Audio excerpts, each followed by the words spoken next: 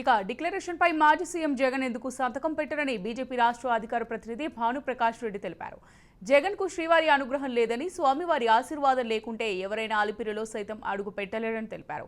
4 గోడల మధ్య కాదు, గోడలెక్కి బైబిల్ చదివినా మాకెలాంటి అభ్యంతరం లేదని తెలిపారు. దళితులతో జగన్ రాజకీయం చేస్తున్నాడని, టీటీడీ అనుబంధ ఆలయాల్లో గానీ, తిరుమలలో గానీ ఏ రోజు దళితులను ఇబ్బంది పెట్టింది లేదని గుర్తు చేశారు. వెంకటేశ్వర స్వామి ఆలయంలో దర్శనం కావాలంటే స్వామి అనుగ్రహం ఉండాలి.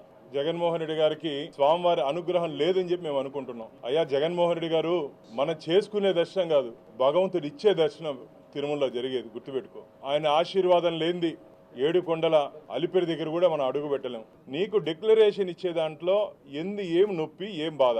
టీటీడీ చట్టాలు ఏపీ నాకే ఇలా జరుగుతూ ఉంటే ఇంకా ఎస్సీ ఎస్టీలకి దళితులకి ఏ విధంగా ఉంటుంది అన్నారు. నీకే అంటే ఏమయ్యారు నువ్వు చెప్పు? నువ్వు కేవలం పులివెందలకి శాసనసభ్యుడు మాత్రమే, జగన్మోహన్ రెడ్డి గారు. మీరు అంత అహంకారం నుంచి వస్తుంది. జగన్మోహన్ రెడ్డికి నేను ఛాలెంజ్ చేస్తున్నా, రేపు మధ్యాహ్నం 12 లోపల 24 గంటల లోపల మా దళిత సోదరుల్ని టీటీడీ అనుబంధ ఆలయాల్లో కానీ, టీటీడీ ఆలయాల్లో కానీ ఏ రోజైనా మేము ఇబ్బంది పెట్టామా, ఏ ఒక్కరి దగ్గర నుంచే చెప్పించు. నేనైతే రాజకీయానికి శాస్త్రంతో తప్పుకుంటా, నువ్వు తప్పుకుంటావా?